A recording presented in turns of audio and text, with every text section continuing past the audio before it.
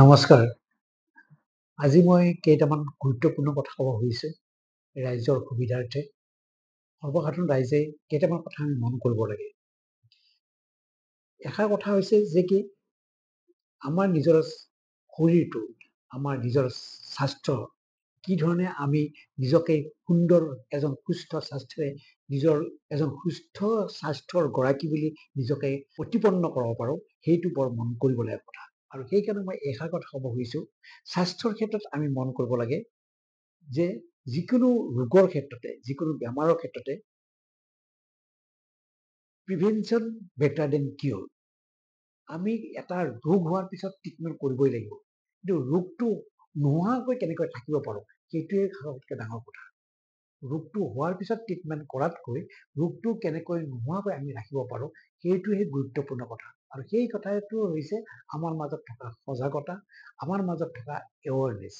গতিকে আমি আমাৰ নিজৰ শৰীৰটো, আমাৰ নিজৰ স্বাস্থ্যটো ভালে ৰাখিব পাৰিলে আমাৰ তাত দুটা কথা আছে, সুস্থ শৰীৰ আৰু সুস্থ মন।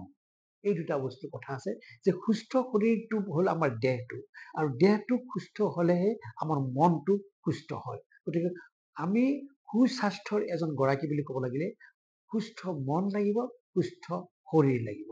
গতিকে দেহটোক আমি সুস্থভাৱে ৰাখিব লাগিলে আমি কিছুমান নিয়মানুৱৰ্তিতা নিজে কৰি ল'ব লাগিব, আৰু সেইটোকে মই কৈছোঁ যে প্ৰিভেনশ্যন বেটাৰ দেন কিয়ৰ। গতিকে কোনো এটা ৰোগ আমাৰ শৰীৰত হ'ব লাগিলে কিহৰ কাৰণে ৰোগটো হয় আৰু তাক আমি কেনেকৈ প্ৰতিকাৰ কৰিব পাৰোঁ, ৰোগটো নোহোৱাকৈ কেনেকৈ থাকিব পাৰোঁ, সেইটোহে গুৰুত্বপূৰ্ণ কথা। গতিকে এই ক্ষেত্ৰত মই সৰ্বসাধাৰণ ৰাইজক এটাই কথা কওঁ যে আমাৰ সুন্দৰ স্বাস্থ্য, আমি এজন সুন্দৰ স্বাস্থ্যৰ গৰাকী বুলি নিজকে প্ৰতীয়মান নিব লাগিলে আমি কিছুমান নিয়মানুৱৰ্তিতাৰ মাজত থাকিব লাগে। শৰীৰটোক সুস্থভাৱে ৰাখিব লাগিলে কি নিয়ম আমাক প্ৰয়োজন আছে। মই দুটা ইম্পৰ্টেণ্ট কথা ক'ব খুজিছোঁ, সেইটো হৈছে শাৰীৰিক সুস্থ আৰু মানসিক সুস্থ। আমি মানসিকভাৱেও সুস্থ হৈ থাকিব লাগিব, শাৰীৰিকভাৱেও সুস্থ হৈ থাকিব লাগিব।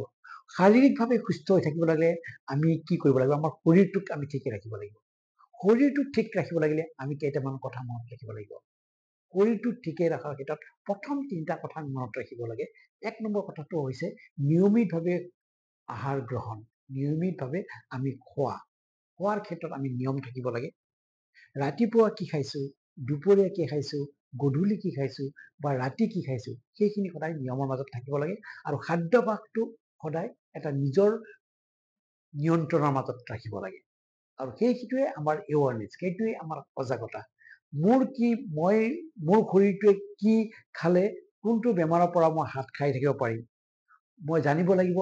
আৰু সেইখিনি আমি নিয়মিতভাৱে নিজক নিৰোগী কৰি ৰাখিব লাগিলে মোৰ শৰীৰটো কি বিচাৰিছে, মোৰ শৰীৰটোত কি মই সেৱন কৰিব লাগে, কি খাদ্য খাব লাগে, সেই কথাটো মই নিজে আহৰণ কৰিব লাগিব।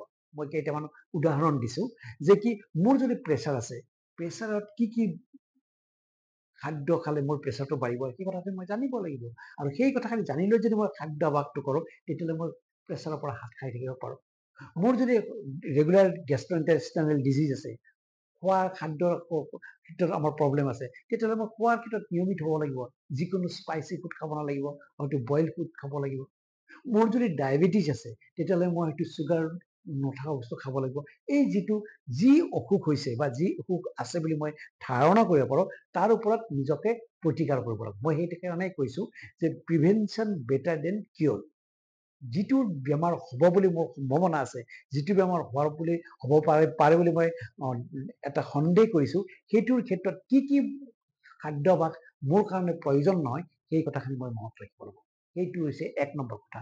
২ নম্বৰ কথাটো হৈছে নিয়মিতভাৱে আমি বিচনাত যোৱা, টোপনি, খোৱা যেনেকৈ আমাৰ ইম্পৰ্টেণ্ট, তেনেকৈ খোৱাটো আমাৰ ইম্পৰ্টেণ্ট। খোৱাটো সদায় নিয়মত থাকিব লাগে, সদায় এটা সময়ত শুবলৈ লাগে। যোনে যিটো কমফৰ্টেবল ভাবে, যিটো তেওঁৰ কাৰণে গ্ৰহণযোগ্য বুলি ভাবে, যে কি মই 10টা বজাত শুব লাগে, আচলতে সোনকালে শুই সোনকালে উঠাটোৱেই সকলোতকৈ স্বাস্থ্যৰ কাৰণে ভাল। সেইকাৰণে মই কৈছোঁ যদি 10টা বজাত সদায় শুৱে 10টা বজাতে শুব লাগে। আজি 10টা বজাত, কাইলৈকে 12টা বজাত, পৰহি 3টা বজাত, এইটো কৰিলে তেওঁ অট'মেটিকেলি তেওঁ নিয়মৰ পৰা বাহিৰ হৈ যায়, আৰু তেতিয়াই আমাৰ বিভিন্ন ধৰণৰ ৰোগবিলাক আহিবলৈ ধৰে। মেণ্টেল ষ্ট্ৰেছ বাঢ়িব, টোপনিৰ যেতিয়া আমি নিয়মত নাথাকোঁ, টোপনিটো যেতিয়া আমাৰ ডিষ্টাৰ্ব হ'ব, তেতিয়া আমাৰ কিছুমান ক্ষেত্ৰত মেমৰি লছ হ'ব পাৰে, নিউৰলজিকেল ডিজিজ হ'ব পাৰে। তাৰ উপৰিও আমাৰ মগজু কিছুমান ডিজিজ হ'ব পাৰে, প্ৰেছাৰ হ'ব পাৰে, খাদ্যাভ্যাসৰ ক্ষেত্ৰত হোৱা গেষ্ট্ৰ ইণ্টেষ্টিনেল ডিজিজ হ'ব পাৰে। গতিকে এই ক্ষেত্ৰত গোটেইখিনি নিৰ্ভৰ কৰে খোৱাটো আৰু শোৱাটো। নিয়মিতভাৱে শুব লাগে, নিয়মিতভাৱে খাব লাগে। আৰু ৩ নম্বৰ কথাটো হৈছে, এইটো সকলোতকৈ ইম্পৰ্টেণ্ট কথা, সেইটো হৈছে নিয়মিতভাৱে কৰা ব্যায়াম আৰু মেডিটেশ্যন। শৰীৰটোৰ কাৰণে লাগে আমাক ব্যায়াম আৰু মগজুটোৰ কাৰণে লাগে আমাক মেডিটেশ্যন। মেডিটেশ্যন কৰাৰ লগত ই এটা চাইণ্টিফিক এফেক্ট, ই আমাৰ হৰমন ৰিলিজ কৰে আৰু সিয়ে আমাক কি কৰে, ৰেগুলাৰ মেডিটেশ্যন কৰিলে, ৰেগুলাৰভাৱে আমি ধ্যান কৰিলে আমাৰ বহুতখিনি চিষ্টেম, যে নিউৰলজিকেল চিষ্টেম বা আমাৰ যিখিনি অংগ প্ৰত্যংগ আছে তাক আমি সুন্দৰভাৱে শৃংখলাবদ্ধ কৰিবৰ কাৰণে কৰিব পাৰোঁ মেডিটেশ্যন বা ধ্যানৰ দ্বাৰা। গতিকে আমি ৰেগুলাৰ ধ্যান কৰিব লাগে। তাৰ ফলত এটা খুব গুৰুত্বপূৰ্ণ কথা, আমি যদি ৰেগুলাৰ ধ্যান কৰোঁ আমাৰ ষ্ট্ৰেছ কমি আহিব, খং কমি আহিব। খংটো বেমাৰৰ মূল কাৰণ। এই কথাটো আমি সদায় গুৰুত্ব দিব লাগে। যিমানে খং উঠিব সিমানে বেমাৰ বেছি হ'ব। খং বেছি হ'লে ষ্ট্ৰেছ বাঢ়িব, খং বেছি হ'লে গেষ্ট্ৰ ইণ্টেষ্টিনেল ডিজিজ বেছি হ'ব, কাৰণ গেষ্ট্ৰিক ইৰিটেশ্যন বেছি হ'ব। খং বাঢ়িলে প্ৰেছাৰ বাঢ়িব। খঙৰ দ্বাৰা কি বেমাৰ নহয়, চব বেমাৰ হয়। গতিকে খংটো কমাব লাগিলে মেডিটেশ্যন কৰিব লাগিব। আৰু সদায় আমি সেই খংটো যেতিয়া কমিব, আমাৰ মাজত থকা অহংকাৰ কমিব, আমাৰ মাজত সকলো কথাকে আমি চল্ভ কৰিবৰ কাৰণে সহজ হৈ পৰে। আৰু খংটো যেতিয়া থাকে তেতিয়া আমি কোনো সমস্যাই আমি সমাধান কৰাৰ ক্ষেত্ৰত আমাৰ বাধাৰ সৃষ্টি কৰে। গতিকে মই এই কথাটো গুৰুত্ব দিছোঁ যে কি শৰীৰটোক ভালে ৰাখিবৰ কাৰণে এক্সাৰচাইজ, ব্যায়াম লাগিব, সি গোটেই শৰীৰটোক সবল কৰি ৰাখিব।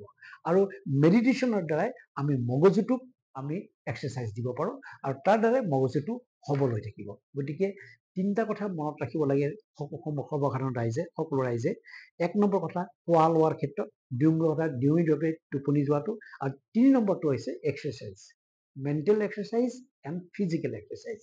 এই 3টা বস্তু যদি আমাৰ নিয়মিত থাকে, আমি বহুতো বেমাৰৰ পৰা আমি হাত সাৰি থাকিব পাৰোঁ। বহু বেমাৰ আমাৰ জেনেটিকেল থাকে। কাৰোবাৰ যদি ঘৰত প্ৰেছাৰ আছে, তেওঁৰ ল'ৰা ছোৱালীৰ প্ৰেছাৰ হোৱাটো পিছলৈকে নিশ্চয় সম্ভাৱনা থাকে। কাৰোবাৰ ঘৰত যদি ডায়েবেটিছ থাকে, তেওঁলোকৰ ডায়েবেটিছ হোৱাটো সম্ভাৱনা থাকে। ঠিক এই ধৰণৰ কিছুমান বেমাৰ আমাৰ জেনেটিকেল থাকে বা আমাৰ বংশগত থাকে। সেই ক্ষেত্ৰতো আমি এৱাৰনেছটো আনিব লাগে বা সজাগ থাকিব লাগে যে কি কি বেমাৰ বংশগতভাৱে আহিব পাৰে।